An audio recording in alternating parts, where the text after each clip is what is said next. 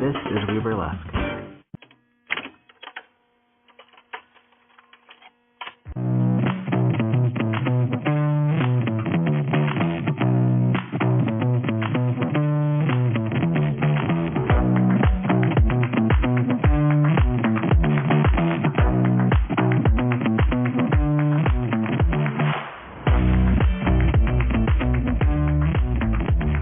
This is the music that made We, part of the We Burlesque podcast network. I am your host, Viktor, and I get to talk to nightless individuals in the field of burlesque, drag, and cabaret.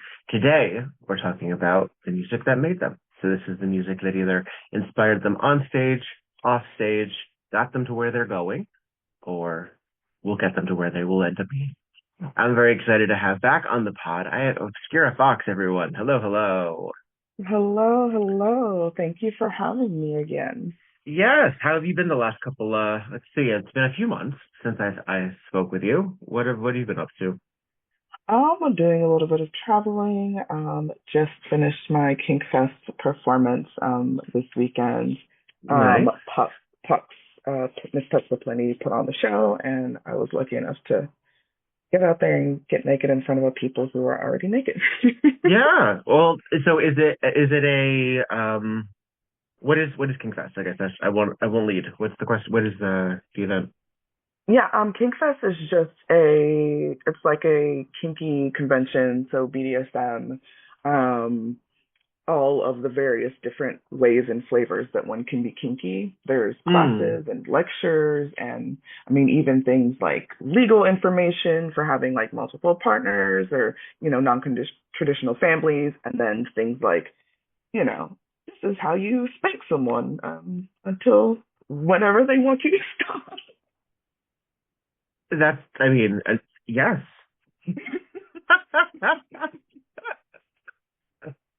But have you been in the scene, or are you a guest? If that's not too much to ask. No. I've been in the scene kind of 1 foot in, but this was my first time like leaning all the way in. I haven't been able to attend Kink Fest, so but I've just done other stuff here in Portland. Nice.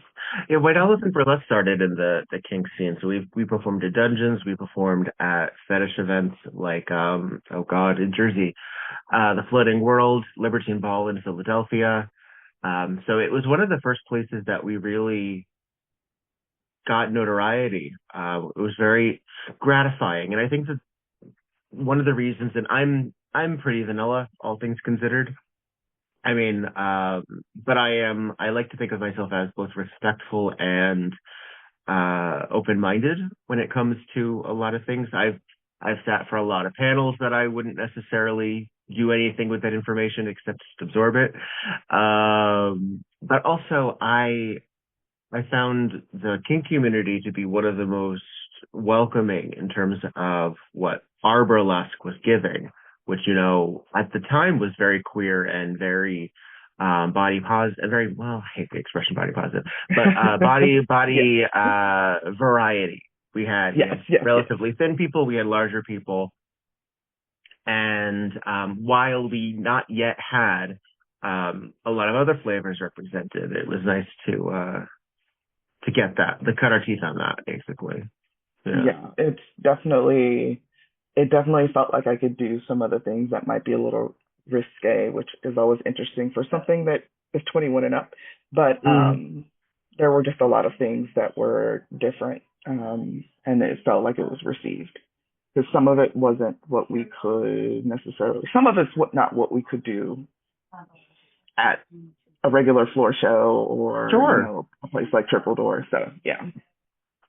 I think also some of the content can be adjusted a little bit. I think sometimes we as burlesque performers are a little worried about not representation as endorsement, depiction as endorsement, and saying this is a scene, and therefore you have to subscribe to all of it, and especially I do. And I'm like, that's not quite, I think, the requirement. Right. Yeah. I'm telling the story. It's not necessarily my story, but it's my story. And that, there's a lot of responsibility with that. Certainly, you don't want to step in things you can't back up. But right. Yeah. Yeah. So it's interesting. Kink is fascinating. Yes, it is very Yeah. fascinating. Yeah. And so little of it has actually to do with like penetrative sex, frankly. So Exactly. what you read, so much of it is everything else. So Yes. uh well, I'm excited to have you here for the music that made we. So this very simply for the audience, if you're just checking in, this is the latest installment. I don't remember how many of these I've done. We're edging towards 100. I know that. Um, and we'll have 100 by the end of this season, if not then. But what it basically is I talk to the artist and I say, okay, tell me 10 songs that represent something that you want to talk about your journey to where you are now. Some people take this assignment as songs that got them onto the stage, songs, and anything from a lullaby that a parent sang to what they did in dance class at 5 years old. Um, Sometimes it's a mix. So I'm excited to find out how you took the assignment because I try not to be too descriptive when I ask. Why don't we just jump right in? Tell me what the first song is we're listening to.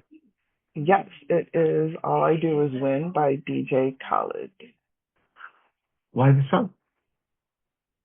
I had a comedian friend back in Atlanta, and that was his walking out music, and it was Mm. like very just like yes, do it. And so I used it as mine. Half of the people in the song are now canceled, so I don't use it as my hype song anymore. But it was definitely something that was like pivotal and like me starting to get into the zone to be not government me. It was Mm. me in the car before I walked in, before call time, and that was like my centering and grounding was getting like real hype because all I do is win, right? So I'm walking in and I'm going to kick ass. Wow. So this is before burlesque acts, burlesque shows as you're on your way in.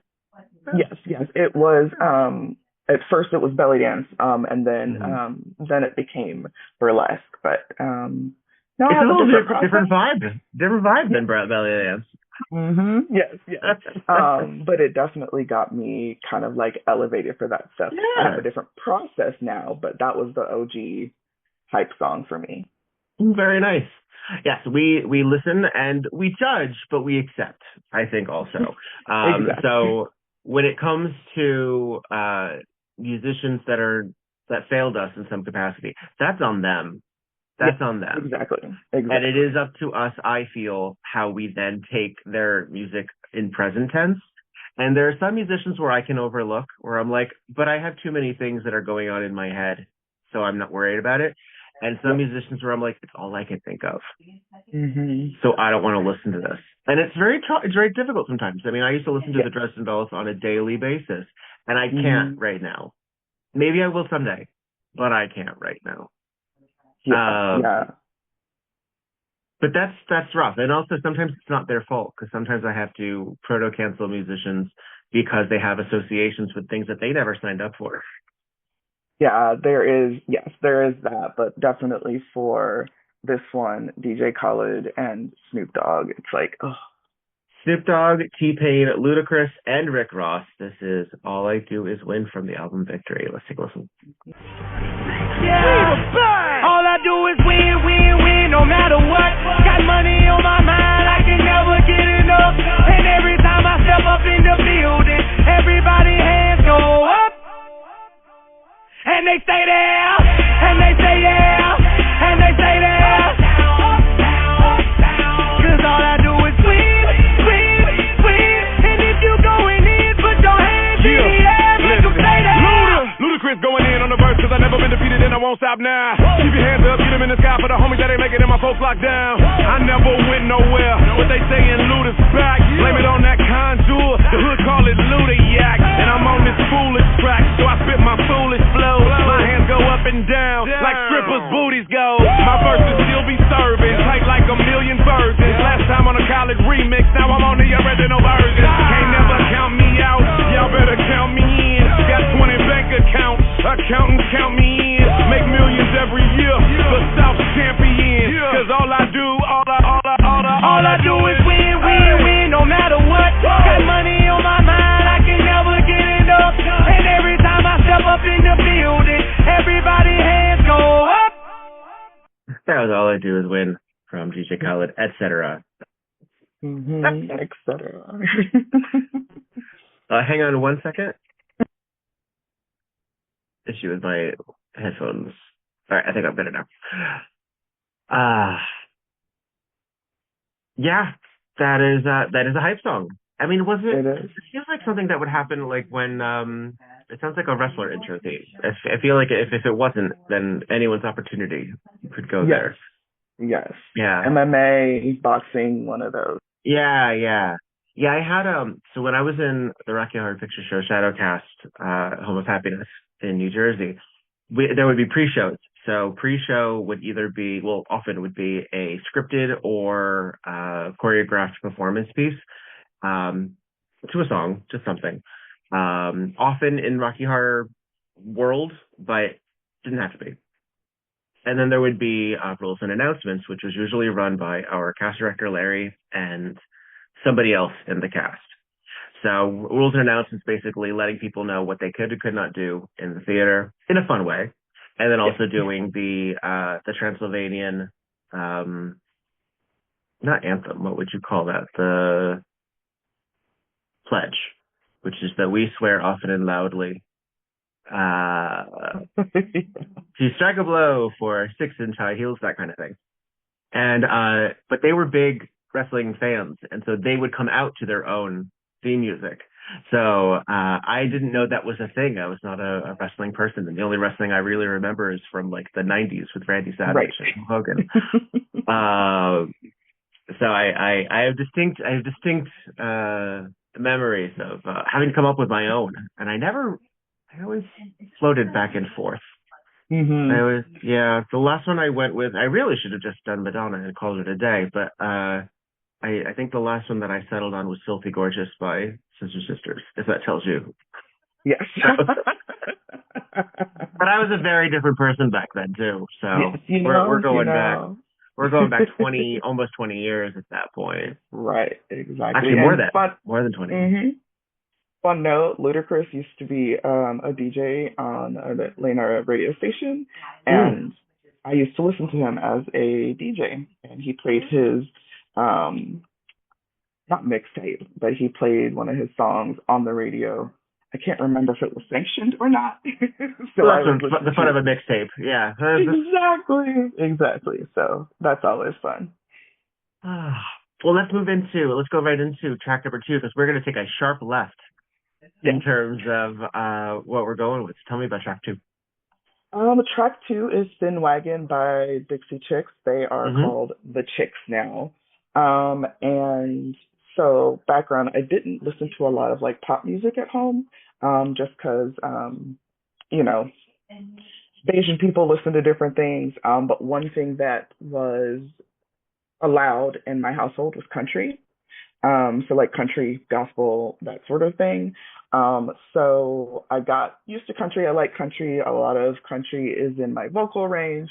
And my 2 best friends and I would listen to this album while we're driving around doing nothing in like 98, 99, 2000. And interestingly enough, we kind of had voice ranges that were the 3 of them. So riding around in the car with us was like peak listening. But this is one of the few songs I will do at karaoke. This is a risque one too. Right? Yes. Exactly. So music being allowed in your household, country music, this may not have been what they had in mind. Well, absolutely no. But at that point, I was buying my own CDs, so. Very good. I have follow-ups, but let's take a listen to it. This is from the 1998 album Fly. This is The Chicks with Thin Wagon.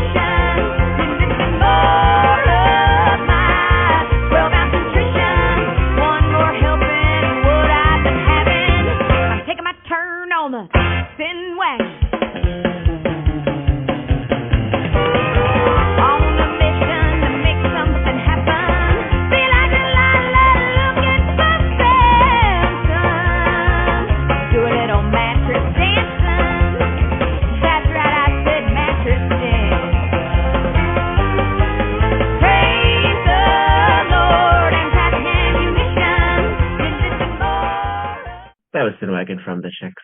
It's a classic. I'm so glad that they've been redeemed in the it was a little scary being a Chicks fan for a little while there. I was a fan since the Wide Open Spaces era. And if we knew then what we knew now when it came to musicians calling out political administrations, we had all the idea. I'm sure anybody who lived through like Nixon or, you know, I don't know. It was all old hat at that point, but So you mentioned that country music was one of the few outliers that was permitted in your household. Was there anything else that you snuck by the radar? I remember buying a Janet Jackson cassette tape that I think my mom might have knew about, but my dad definitely did not. We were gifted a 45 record, Michael Jackson's Bad album. My brother listened to it once, and my first words on that record are, "Your butt is mine." Yes. Yes. Famously, I believe why Prince didn't do that song, actually, if I recall. Exactly. So, but yeah, gospel, country, and that was about it. Again, like I said, until I started buying my own music, my own cassettes and CDs and stuff like that. Right. And then, you know, having a player in my room, then I could just do what I want to do with headphones on. Yeah. Remind me, was your upbringing religious in nature as well? Yes. Okay. Yes, it was religious. My dad is a preacher. Right. So yeah, family from Barbados. So I mean, obviously Caribbean music, but country and gospel. I don't know if I'm familiar with a lot of authentic Caribbean music. What is the, if not singing about love and secular items, what would be permissible in the topic of Caribbean music? What would, in that genre, what would be the content? I mean, a lot of Caribbean music is a little misogynistic. It's very sexual. And so that's something that is, and a lot of it is, some of it is suggestive. But some of it is just outright sexual. So I think in the like context of like, this is culture and this is what my parents grew up listening to, it was more permissible. But like, if there was like a rap song and, you know, there was any sort of like allusion to sex or things like that, that would not be okay. Right. No Shabba ranks for you. There would be. Yeah. All right, let's keep on going. Let's talk about track number 3. Also, I don't think this would have been allowed in the household. No. It would not have been. I did listen to it again with my little cassette/CD player in my room with the headphones on. But yeah, it's Gangster's Paradise by Coolio, from the Dangerous Minds soundtrack.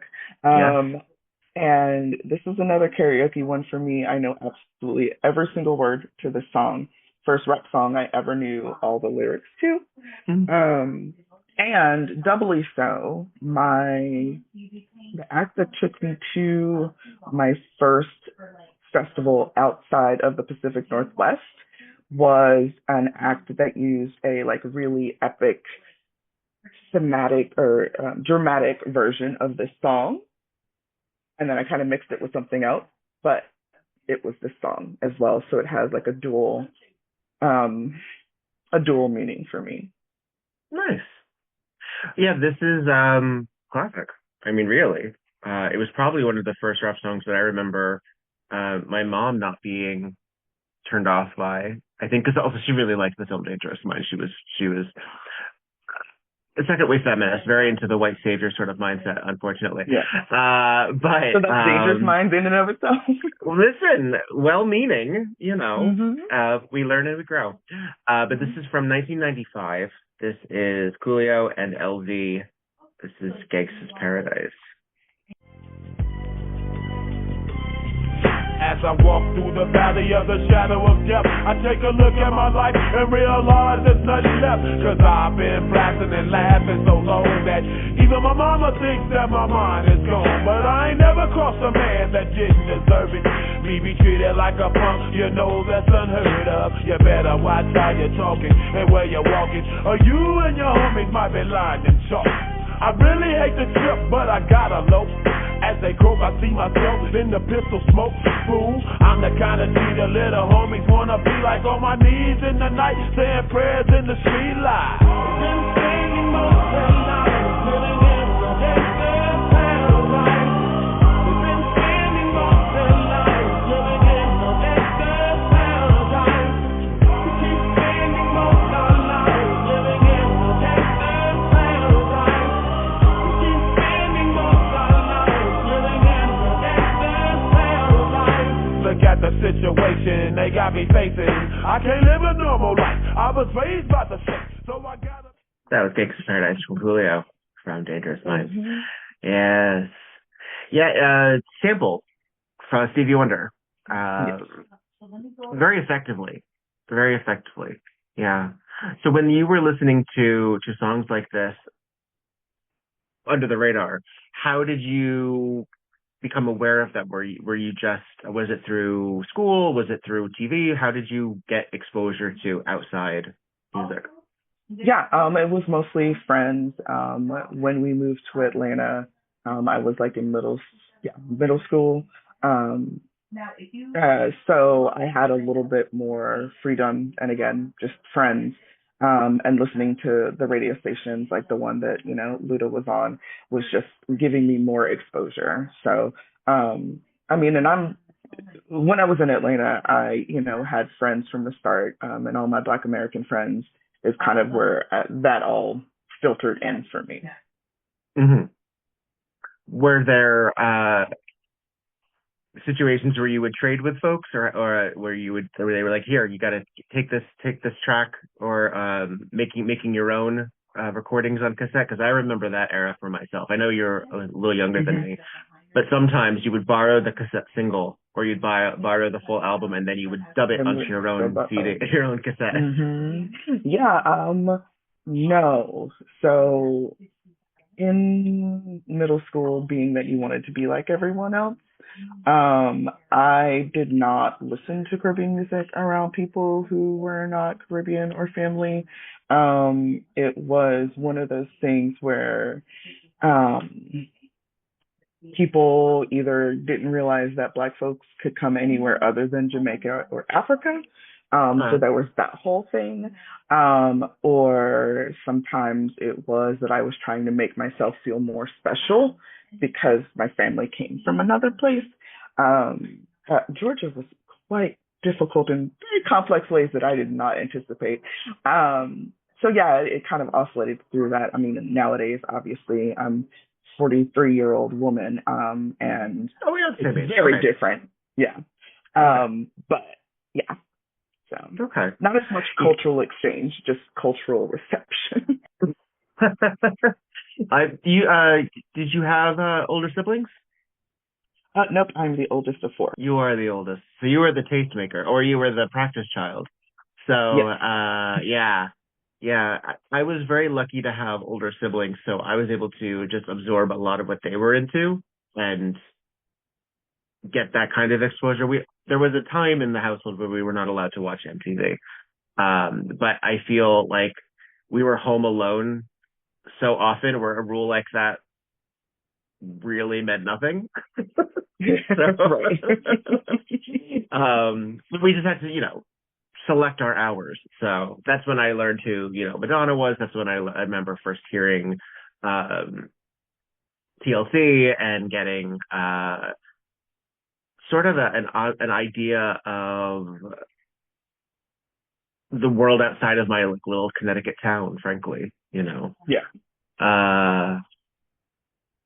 All right, let's keep on going. Let's talk about track number 4. Yes. So my first musical was Crazy for You. I was one of the girls in the company.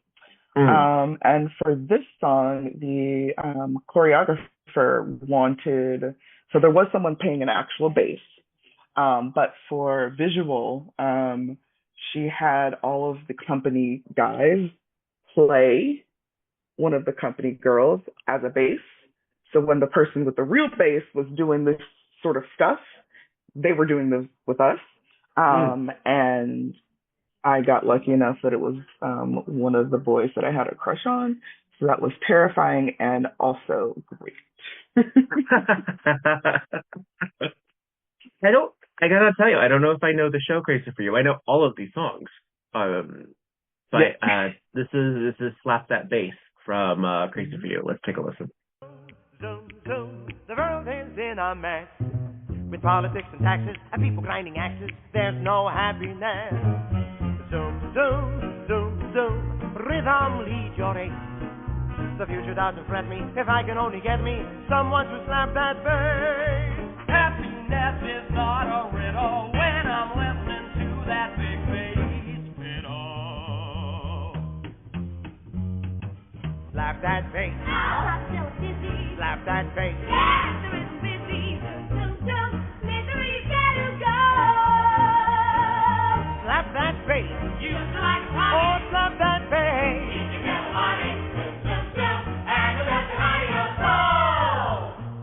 Dig, it would be better off if they zoom, zoom now and then. Zoom, zoom, zoom. Say, you can see that the happiest men are not alone. In which case, if you want to bubble, slap that bass, slap away your trouble. Zoom, zoom, zoom, zoom, slap that bass. Boom, boom, boom, boom, boom. That was Slap That Bass from the London cast recording of Crazy for You. I did have to look it up. So it is from essentially a jukebox musical. It's Gershwin. So that's why I know all of these songs, just because I know them all from it. But it's based loosely on the 1930 musical Girl Crazy. So there you have it.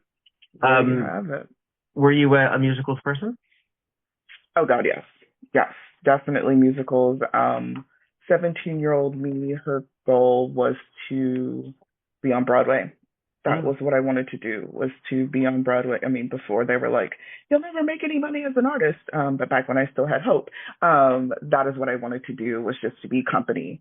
I'm a company sort of person. And I was like, that's all I need to do. And Lion King is the thing that kind of was like, can I try this again? And I think that was in like 2003 or something like that. So I'd already graduated, but it was like, should I change my major? But yeah, because I sing and dance, and so it kind of felt like, that was where I should be. What did you end up majoring in? Political science, and then psychology is essentially what I kind of just continued to do. Right. I mean, you still are using it. Right. Oh, that's not true. Music, vocal was my very first declared major. So it was that, and then political science, and then psychology. So the idea of combining sort of being a triple threat, acting, singing, and dancing, and you said one of the few songs that you do at karaoke is Sin Wagon. Does that mean that you have yet to engage in the burlesque world as a vocalist? Yes, I have not. Definitely folks have asked about it. What I did learn when my major was music, that I don't like to sing in front of people when I'm sober. And so that posed an issue. Neither did Billie Holiday. So I mean, not a great reference. Exactly. So so singing and stripping, that the whole singing in front of people is kind of one of those things that's so kind of it tests my resolve, and then you add the stripping to it. But no, it's not. I don't think it's something that I'm gonna dip my toe in or kind of get into, but I might get a wild hair. You never know. I mean, there are some of these burlesque concept shows where it is sort of vocally infused. I think there's possibility. I am not a singer. I struggle with key. That seems to be my issue. However, if I get there, I'm a pretty decent harmonizer. I think. Because I think I sound pretty good when I'm singing along, but I think I just never learned the proper technique. So I don't know how to sustain. That's really, I guess, really what it is sustaining. Yeah. Oh well, I'll still sing. I don't do it a lot on stage, but I'll do stage. Oh well, because it's also funny. I was talking to my sister, who's a musical theater person as well. This is one of my sisters. This is one of my performer sisters, because she actually is in theater. But while we don't necessarily have a lot of like really powerhouse vocalists on the charts right now, there seemed to be more of a forgiveness of pop musicians in like early Americana music, early American songbook, where you had your great Ellas, you had your, you had your Billies, you had your Sarah Vaughns, your Julie Londons, even not a great range, capable of really hitting it. The novelty voices that we used to allow are Betty Boops, are sort of Frogman Henry. We don't have that ability right now to really sell a lot of those. I think the last one we had was that Gangnam Style stuff. Yeah. And he's actually a hit in K-pop circles, but it was sort of like an anti-hit here in the States. Yes, exactly. So, let's go in yet another further genre distinction with your next track. Tell me about it, because I don't know this song. The song is called "Slave" by Crywolf. He is an EDM artist, but a lot of his stuff is real emo. And so a lot of it is about love and loss and unrequited love. And that was the first time I cried because I was so moved by something like EDM. Like I was in a club and, we're hyped and doing all the things. And then Crywolf, before he got famous, was there. And this song started and I was like, yeah. I don't know what it is. There is something in music where it triggers the tear ducts and it gives you like that shiver up your spine. I don't know what the word is. There's got to be one. It's probably French or German or something. Right. But I don't know what it is, but I get it. And every once in a while, I have a playlist called Good Cry, where it gives me all of those when I need it. And so if you know, audience at home, put it in the chat, put it in the comments. This is from the album Cataclysm. This is from 2015. This is Crywolf with Slave. I felt alone. I felt a lost place to call my home. I found you here when I was broken all alone. And I thought of you when I was under all that dirt. I thought of growing, thought of you and all you've heard. I felt alone. I felt the lost people in the throne. I was a crow, flying out in the golden dawn. I thought I told you I would never be at peace. I thought I loved you, but you had me on my knees. Love good cinematic aesthetic. Very nice. Very nice. That was Crywolf. Is there any music that is happening these days that you're like, you know what, good for them, good for the kids. I think I can jam with this too. Um, Pop music, not really. Mm, Um, I don't listen to the radio anymore, mm, so I feel like what I get fed is more because, Apple Music, Spotify, I get fed more of what I already like. mm. So yeah, I don't really get exposed to much new stuff. Um, I don't know what to say to the kids, but No, that's a valid point. I mean, we are at a curated point in life, aren't we? As which is kind of contradictory because so many things are shoved at us in every other way that we didn't right. necessarily ask for, in terms of Mhm. Mhm. advertising and in terms of content that we didn't ascribe to. One second, I have an outside leaf blower. Oh, they're doing the grass. Oh, that's funny. Um, live recording, everyone. Yeah, it's I do appreciate that. Every once in a while I do find gems that really make a massive impact.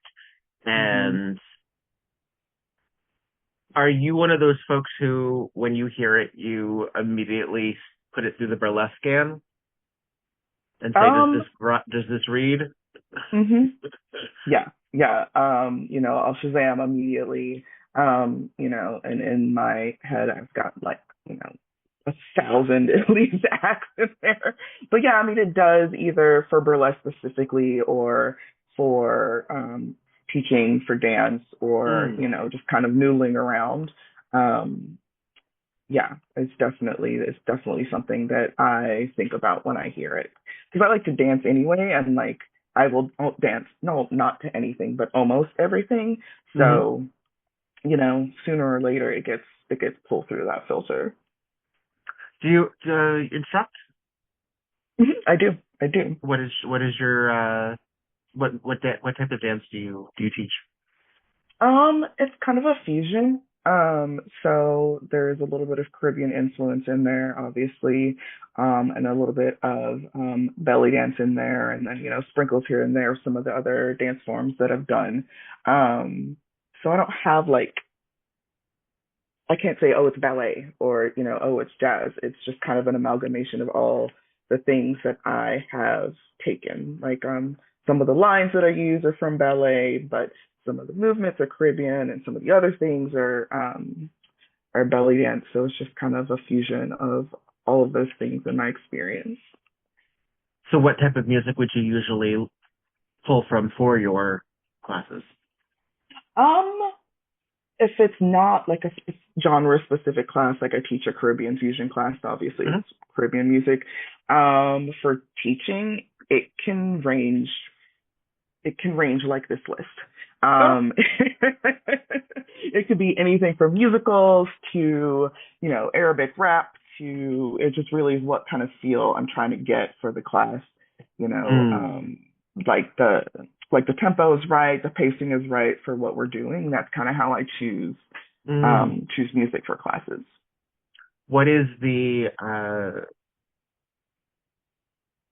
purpose of the dance class? Is it to have an end goal or learning one's body? Is it fitness? What's the the idea? It's a little bit of all. In a Mm, perfect world, where I'm trying to get, I will teach multiple classes, multiple series, things like that. I've just been doing workshops lately, so I have ones that are just technique. I have ones that are choreography. I have some that are just here's some really fun music, let's move to it. So it like runs again, it just runs the gamut of what I'm doing. And right now I've been teaching two that are all one's technique, one's kind of like a lecture sort of thing, and then another one is just here's some fun Caribbean music. Let's dance to it. is the lecture like theory, music theory, or is it like history? What's the That one is on improv, so there is a little bit of dancing, but it's about improv and not only just in your movements, but how you can improv in your performance life and the things mm, that you can do to prepare yourself. So, like, you forgot your gloves and someone has the right glove color, but have you ever practiced with mesh gloves? Because that's what the person has. So you either miss the really big part of your act that involves your gloves, or you borrow those gloves that someone has and uses it. But pulling those off is different than, pulling off the silk gloves and everything else. Right. So practicing and understanding how to use the different things in the different ways and having that in your toolbox, so then if something goes wrong, you have an option if there are some options there. And a lot of that improv class has been born out of my anxiety. Yay! Using it for good. Yay! Exactly. So the class, again, there is a movement portion to it, but it is also about improving in your dance life and the things that can come out of it. The practices that you can start, the rituals that you end up having, the things that you thought were mistakes and then ended up being, essential parts of your costuming or music or, I think it's important because those also allow us, those out of the body moments where it's like, these are what the face threw at you, also provide us editing that we didn't necessarily take into account. So if you forget them and you can work through it, well, did you need it? And then what was that for? Let's make some more purposeful decisions, when it comes to our work. Yeah, I dig that. I dig that. It's nerve-wracking, but in theory, I dig it. Yes. In theory, practice a different thing.